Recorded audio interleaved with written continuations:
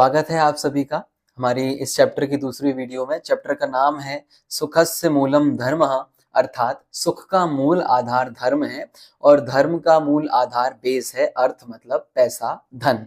इस चैप्टर में हमको फाइनेंशियल मैनेजमेंट के बारे में बताया गया। दूसरा पार्ट ये है, मुख्यतः अर्थशास्त्र के आधार से ये लिखा गया। आइए इसकी एक बार में हम समरी कर लेते हैं। समरी ये है कि वास्तविक सुख का आधार जो है वो धर्म है और उस धर्म के पालन के लिए हमें धन की आवश्यकता पड़ती है। तो हमें 3 पॉइंट्स में इस चैप्टर में समझाया कि एक तो न्यायपूर्ण अर्थ का उपार्जन, दूसरा औचित्यपूर्ण व्यय मतलब उचित खर्च और भविष्य की दृष्टि से संचय करना, और एक चौथा पॉइंट बताया कि संचय किए हुए धर्म को निवेश करना, इन्वेस्ट करना। ये 4 बिंदु पर आधारित ये पार्ट है। फाइनेंशियल मैनेजमेंट इसने हमको सिखाया। आइए हम इस पार्ट की आज एक्सरसाइज शुरू करते हैं, अभ्यास शुरू करते हैं। इसकी हेडिंग बहुत अच्छी है कि अभ्यासः जायते सिद्धि। अभ्यास से ही हमें दक्षता सिद्धि प्राप्त होती है। ये जो इधर बताया गया है ये है चक्रवर्ती अंश, कि किस तरीके से जो चक्रवर्ती ब्याज है वो काम करता है। वो ये बताया गया है कि हम कितना इन्वेस्ट कर रहे हैं, उस पर जो इंटरेस्ट आ रहा है उस इंटरेस्ट पर भी अब हमें इंटरेस्ट मिलेगा। तो ये सारी गणना है, ये आप अपने पिताजी से या अपने कोई भी फाइनेंशियल एक्सपर्ट से एडवाइस लेकर पूछ सकते हैं कि ये क्या होता है। आइए सबसे पहले हम ढूंढने का प्रयास करते हैं। दोबारा मैं बोलता हूं, पिछली वीडियो में भी बोला था, क्वेश्चन वर्ड्स जो भी रहेंगे प्रश्न निर्माण वाले वो क के रूप में रहेंगे। कह, केन, कस्य, है ना। आइए हम, ये चैप्टर चल रहा है राइट साइड में और लेफ्ट साइड में हमारे क्वेश्चन से आपको ढूंढना है। वास्तविक सुखस्य आधारः कः, वास्तविक सुख का आधार क्या है? तो यहाँ पर लिखा हुआ है वास्तविक सुखस्य आधारः धर्मः, तो धर्म इसका आंसर हो गया। दूसरा, कस्य अभावात् स्वकर्तव्य पालनम कठिनम भवति, किसके अभाव से अपने कर्तव्यों का पालन बहुत कठिन हो जाता है? धनस्य, पर्याप्त धनस्य अभावात्, कि पर्याप्त धन यदि हमारे पास नहीं हो तो हमारा जीवन कठिन हो जाता है। तीसरा, स्वस्थः आर्थिक व्यवहार कतिविध भवति, एक हेल्दी फाइनेंशियल बैलेंस कितने टाइप्स का होता है? कि त्रिविधा। अब इधर आएंगे तो आपको मिलेगा यहाँ पर त्रिविधः भवति।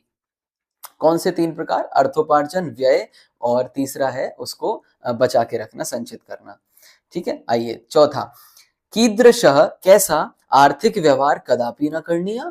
हमने चैप्टर में देखा कि हमें कैसा आर्थिक व्यवहार नहीं करना चाहिए, तो इसका आंसर है अनैतिक। अनैतिक आर्थिक व्यवहार न करणीय, कदापि नहीं करना चाहिए। चौथा। पांचवा, स्वावलंबन कस्य मूलम वर्तते, जो स्वावलंबन है वो किसका मूल है? स्वावलंबन से क्या आता है? बोले स्वाभिमान। स्वाभिमान, स्वाभिमानस्य मूलम वर्तते। आइए नेक्स्ट, जल बिंदु निपातेन क्रमशः किम पूर्यते। आपको याद है कल श्लोक देखा था कि जल बिंदु का एक एक बिंदु भरने से क्या भर जाता है? किम पूर्यते? घटः पूर्यते। ठीक है, इसका आंसर आपको मिल जाएगा इस सूक्ति में। ये रहा, देखिए, घटः पूर्यते। आइए, ये एक पद के उत्तर थे। अब पूर्ण वाक्य उत्तरम लिखत, मैंने डैश डैश लगा दिया है, आप पूर्ण वाक्य कॉपी करिएगा और जो क्वेश्चन वर्ड है उसके आगे ये लिख लीजिएगा। प्रश्न पूछा गया, सुखस्य मूलम धर्मः, धर्मस्य मूलम अर्थः, इतीदम प्रसिद्धम वाक्यम कस्मिन कस्मिन ग्रंथे, किस ग्रंथ से? तो यहाँ पर सबसे पहले पेज पर आया था कौटिल्यस्य अर्थशास्त्रे, कि यहाँ अर्थशास्त्र से ये लिया गया है। तो आपको पूरा वाक्य लिखना है कि इति इदम प्रसिद्धम वाक्यम कौटिल्यस्य अर्थशास्त्रे प्राप्यते। ख, सामान्य जीवने कासाम आवश्यकतानां पूर्ति अर्थम धनम आवश्यकम, सामान्य जीवन में किनकी आवश्यकता की पूर्ति के लिए धन की जरूरत होती है? तो लॉन्ग टर्म आंसर है, तो इसका आंसर मिलेगा अपन को यहाँ पर।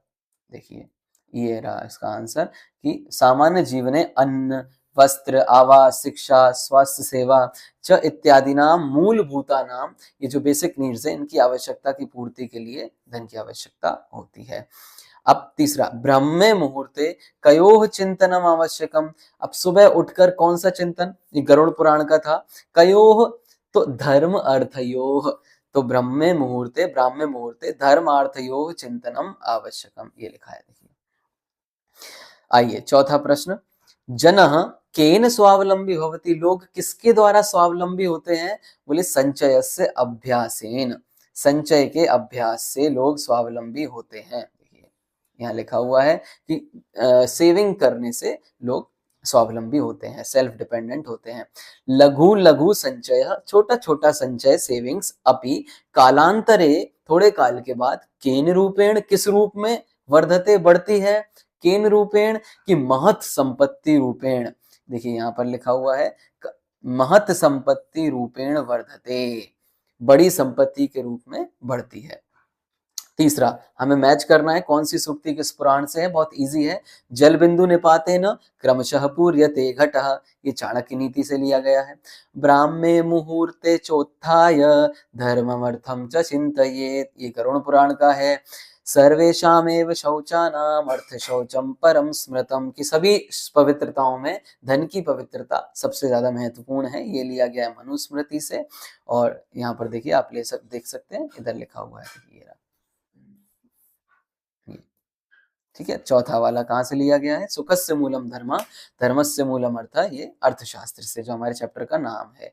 अब हमें प्रश्न निर्माण करना है, अभी तक हमने उत्तर दिए, अब हमें प्रश्न बनाने हैं। तो सिंपल सा रूल है कि जिस विभक्ति वचन का जो वर्ड होगा लिंग का, उसी के विभक्ति वचन और लिंग का वो क्वेश्चन फॉर्मेट होगा। जैसे सुखस्य मूलम धर्म, तो क्वेश्चन कैसे पूछेंगे, कस्य मूलम धर्मः, किसका मूल धर्म है। और एक चीज का ध्यान रखिएगा, क्वेश्चन मार्क जरूर लगा के आइएगा, वरना आपके मार्क्स कट जाएंगे। चूंकि हमें प्रश्न निर्माण करना है, इसलिए क्वेश्चन मार्क जरूर लगा के आइएगा। दूसरा, दिनस्य आरंभे, दिन के आरंभ में, धर्म अर्थयोः चिंतनम आवश्यकम, धर्म और अर्थ का चिंतन। तो क्वेश्चन क्या बनेगा, कयोः चिंतनम आवश्यकम, क्वेश्चन मार्क। सन्मार्गेण एव धनार्जनम करणीयम, सन्मार्ग से ही क्या करना चाहिए, किम करणीयम, तो किम और क्वेश्चन मार्क।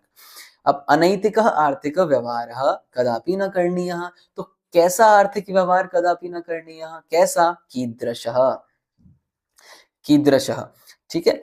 और संकट काले, पांचवा, स्वाभिमानी जनः अन्य जनस्य आर्थिक सहायता न अपेक्षते, संकट काल में जो स्वाभिमानी लोग होते हैं वो दूसरे जनों की आर्थिक सहायता की अपेक्षा नहीं रखते।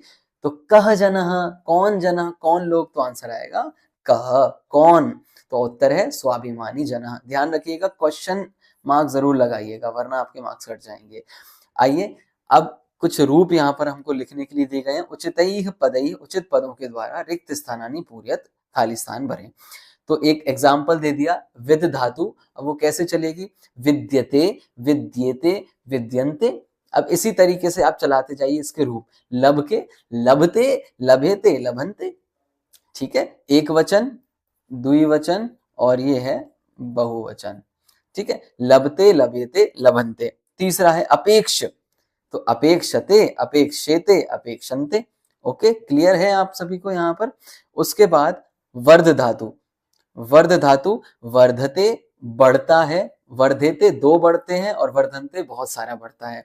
सेवते, सेव धातु में सेवते सेवा करता है, सेवेते दो सेवा करते हैं, सेवन्ते बहुत सारे सेवा करते हैं।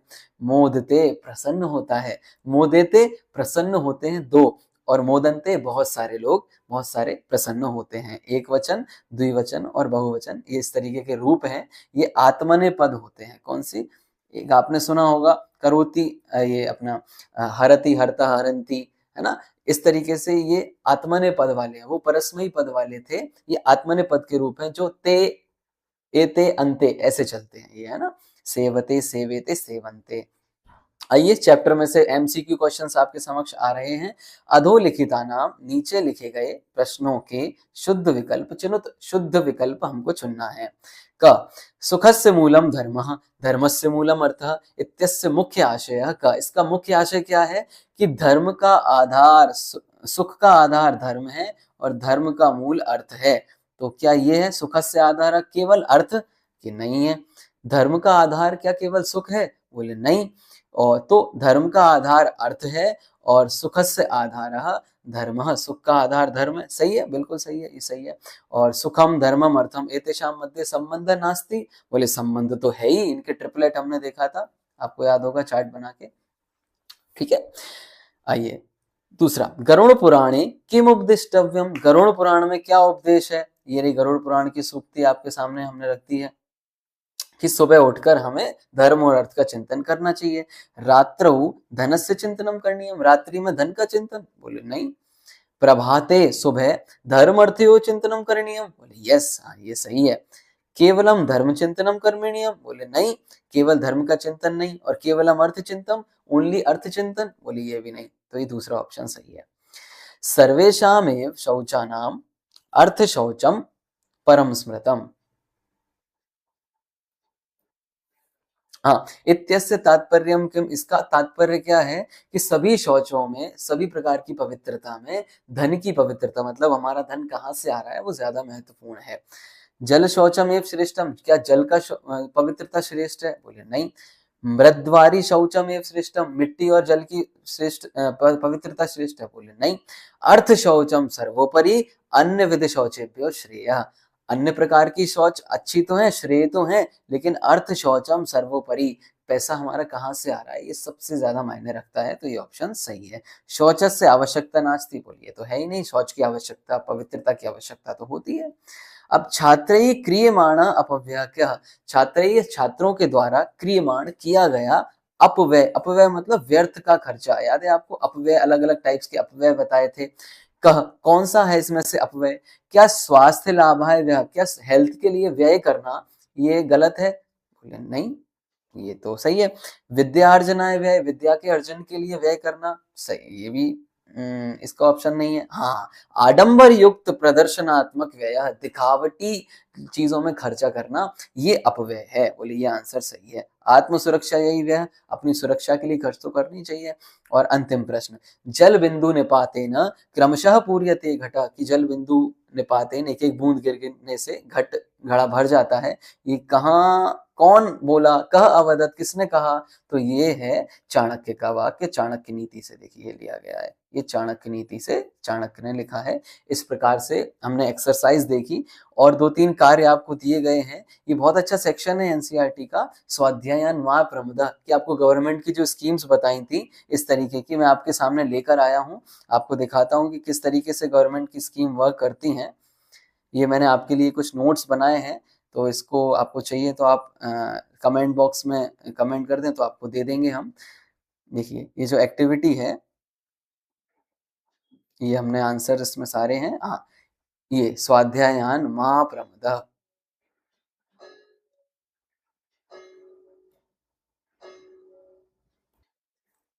हाँ, हमें स्वाध्याय करने में प्रमाद नहीं करना चाहिए। कुछ स्कीम्स जो यहाँ पर बताई गई थी, ये एक्सपीरियंशियल लर्निंग के लिए है, कि हमको घर पे जाके, अपने बैंक जाके देखना चाहिए कौन कौन की स्कीम चल रही हैं। ये प्रधानमंत्री जन धन योजना, ये मैंने आपके समक्ष कुछ दिखा रहा हूँ आपको।